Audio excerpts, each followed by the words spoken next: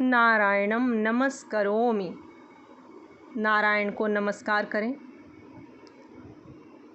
परोपकार का हेतु मनुष्य को कैसे ऊंचा उठाता है, इस पर हमने पिछले वीडियो में चर्चा की थी। उसी क्रम को आगे बढ़ाते हुए एक छोटा सा प्रसंग स्मरण है, उसको कहती हूँ।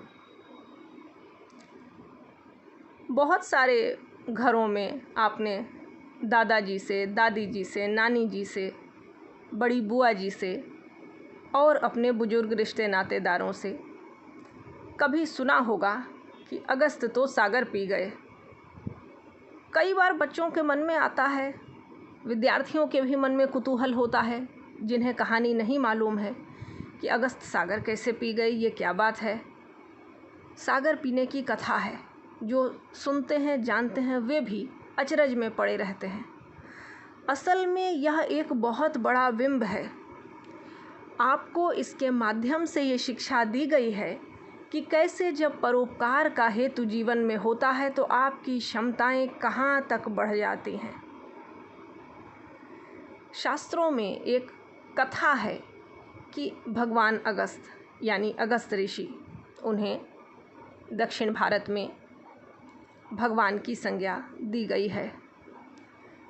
टिटहरी के अंडों की रक्षा के लिए समुद्र का सारा जल पी लिया था एक ही बार में।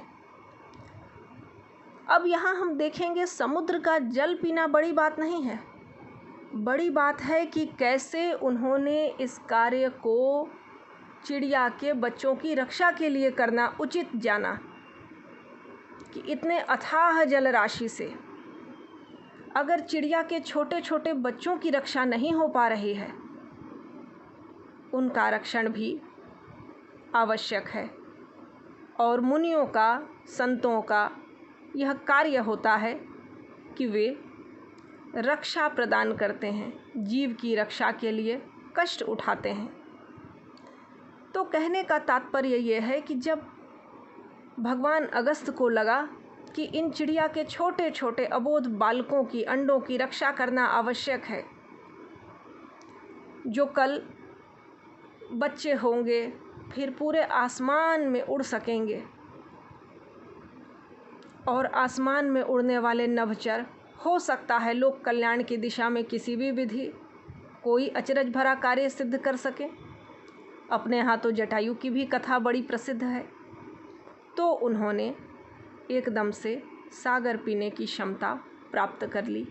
क्षमता देने वाला कोई और है, लेकिन परोपकार का हेतु आपको स्वयं अपने हृदय में धारण करना होता है।